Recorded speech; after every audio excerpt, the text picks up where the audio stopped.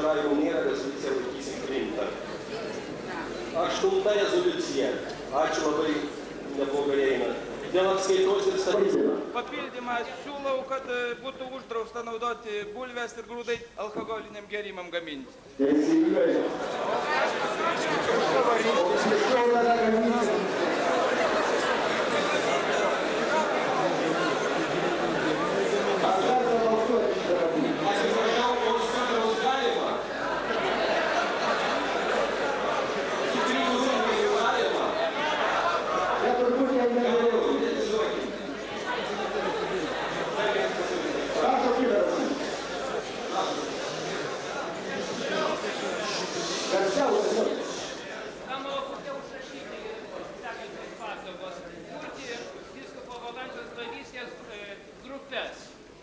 Kolūkiuose, tarybiniuose ūkiuose, organizacijose,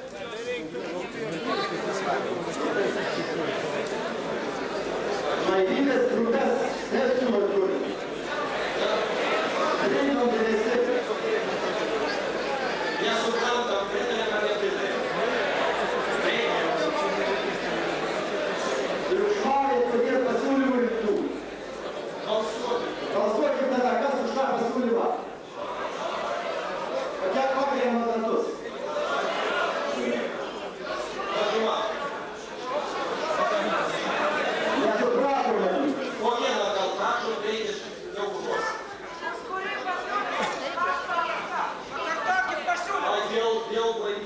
Blaivybės grupių kūrimosi reikia tokio. Paraginti kaimus kurti tokias grupės, ženklus kurti tokias grupės.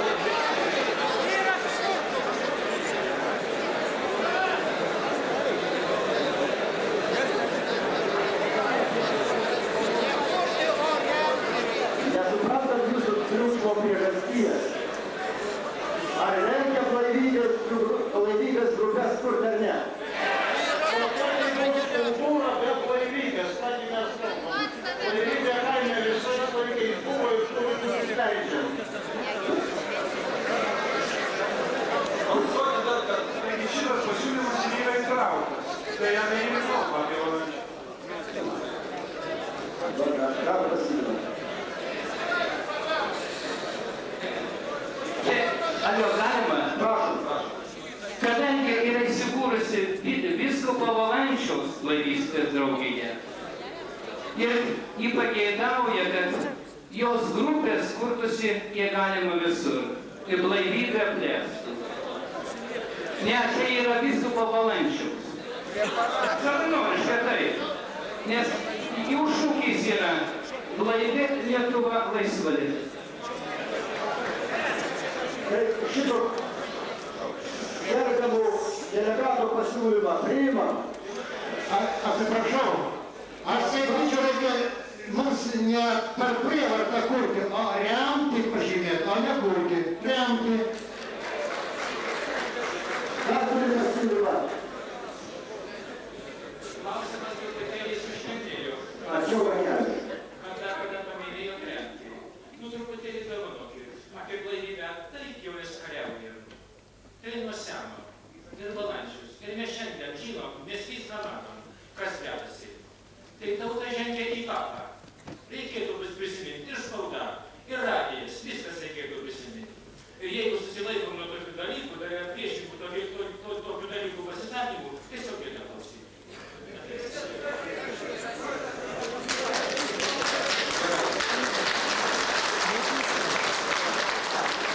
Ar bus šio klausimų pasiūlymų dar?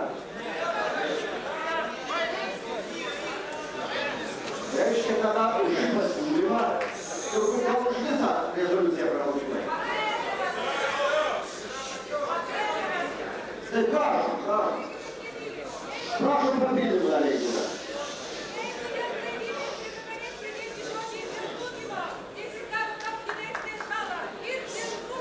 Ir dėl rūkymo yra pažymėta. Prileidžiu dėl rūkymo. Prabalsuojam už visą rezoliuciją. Prašom pakelti. Ačiū. Susilaikiusių. Vienas. Atsiprašau, prieš reikėjo. Pridėti ir TV.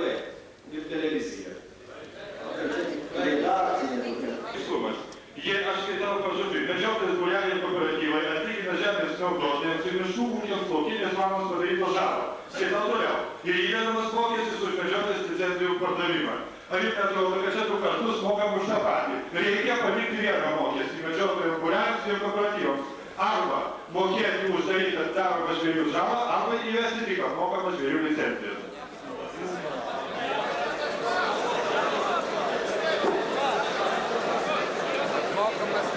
Ar reikalingas toks punktas? Nereikalingas. Prašom dar pasiūlymą. Dėl medžioklės ūkio skaitytum, kad reikėtų ne tik žalą, bet ir negautą. Gerbėmieji, mes einam prie pabaigos, išvaiksim. Ne tik žalą, bet ir negautą naudą. Nes žmogus laukia ir sunaikina jam. Negautą naudą pridėti prie žalos. Juristai pritarė šitam tokiai formuluotėjai. Ne tik žalą, bet ir negautą naudą. Tokį punktą priimam. Prašom dar. Ačiū. Ar galima namų apsaugai šautuvą turėti? Aš noriu sakyti, kad čia galėsim biurokratai iškovoti.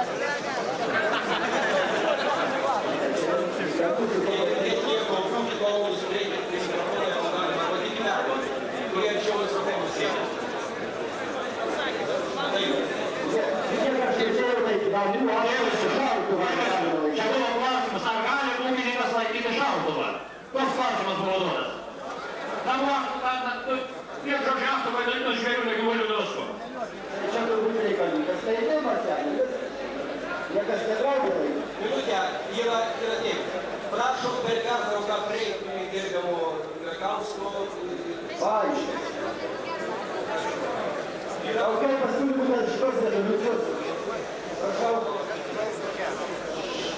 Dėmesio, paklausykit. Galvoje paskutinė rezoliucija. Toje rezoliucijoje yra juridinių tokių netikslumų. Esančioje dabar struktūroje medžiotojų būreliai nėra juridiniai asmenys ir iš jų išieškoti žalą neįmanoma. Va, todėl reikėtų čia su juristais paderinti, kad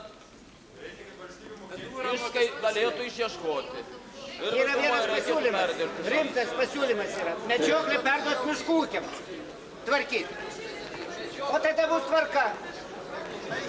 Tai dabar reiškia tokie pasiūlymai. Medžioklę perduot miškų ūkiams ir dėl juridinės žalos išieškojimo juristai turės pakonsultuoti. O dabar dėl to pasiūlymo turbūt gal teisinga perduot miškų ūkiams. Prašom, gal prabalsuojam už tos pasiūlymus. Kas už? Prašom, ačiū. Mato prieš, susilaikė sudėlė. Reiškia, siūlom medžioklę perduot miškų medžioklės organizacijai. Gerbėmieji, galiu pasakyti, kad dėl šitos rezoliucijos mes irgi daugiausia problemų turėjom. Susirinko mūsų redakcinė komisija nė vieno medžiotojų, mes ten irgi kankinomės to surašym. Gal dėl tokių pasiūlymų daug yra. Spalvoju daugas, kad pavyzdžiui pateikė tam tikrų. Yra papildymų tokių. Sudarant sutartį su medžioklės būreliais dėl medžioklės plotų pirmenybę teikti vietos gyventojams, darbininkams ir valstiečiams. Toliau medžioklės ūkis plėtojimas tokiu laipsniu, kiek yra naudinga žemės šeimininkams. Aš manau, kad čia teisingai visiškai, jeigu rezoliuciją niekas papildysim. Čia redakcijos darbas. Daugiau pasiūlymų, papildymų. Dar skaityčiau tokį pasiūlymą, kad žvėris, kur randas žemės jo nuosavybė. Prašau. Žvėris, kuri randasi žemės naudotoje plotuose, yra to žemės naudotoje nuosavybė. Bet jie labiausiai yra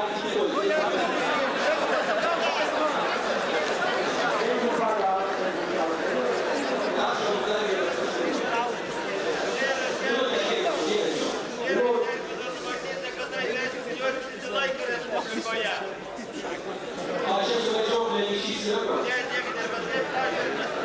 Truputį lūktelkim, man atrodo, kad ten papildymuose yra tas klausimas.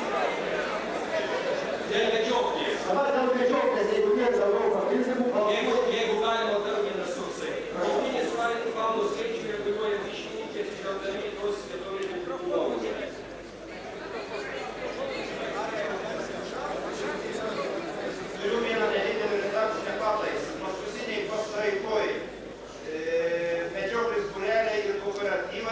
bei valstybinis draudimas atlygina, o toliau kaip tekste.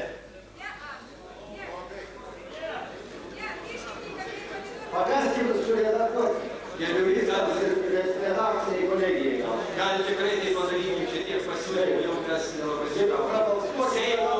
Seimo pasiūlymų nėra, prabalsuokim už visą šitą rezoliuciją. Mes už tai prašome. Ačiū.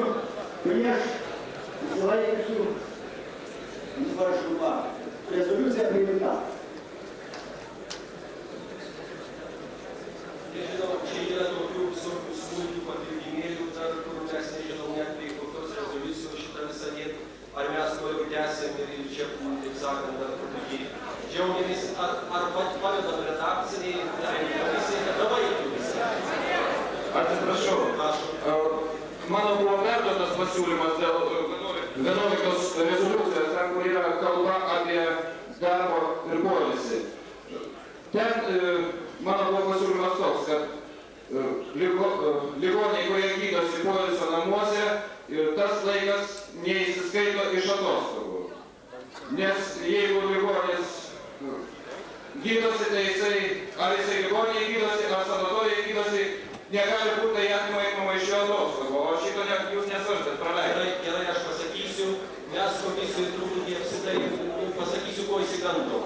Kad kol kas į tuos visus kelialapius teisių žinot, kas daugiau turi ir kas naudojasi jomis dažniau. Taigi, jeigu tokį įvesim, tai kai kurie valdininkai ištisai sirgs ir... Galima daryti, kad juos skirsto tik gydantis gydytojas.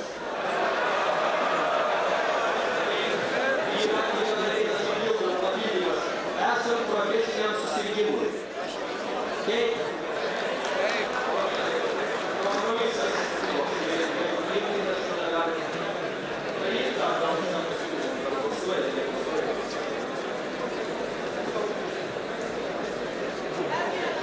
Atsiprašau. Buvo pasiūlymas, bet negirdėjom atsakymą, ar nesupratom prašiausiai. Buvo pasiūlymas, kad dėl veterinarijos tarnybos, kad veterinarijos būtų atskirta iš viską, ar papanėjo komitetą, įvertinti tik ministerijos pavaldumui. Ačiū. Mano supratimo programai šitas klausimas yra prašytas, tačiau jį daug kartų girdėjęs ten visas aiškinimas. Tik tai. Tik tai. Taip.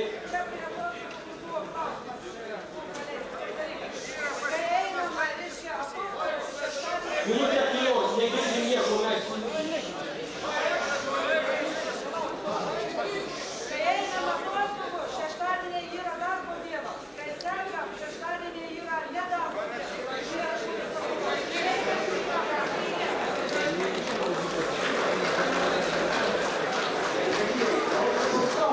Dar vienas klausimas.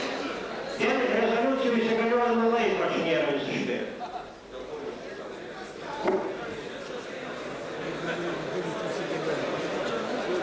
Čia neįstatymai.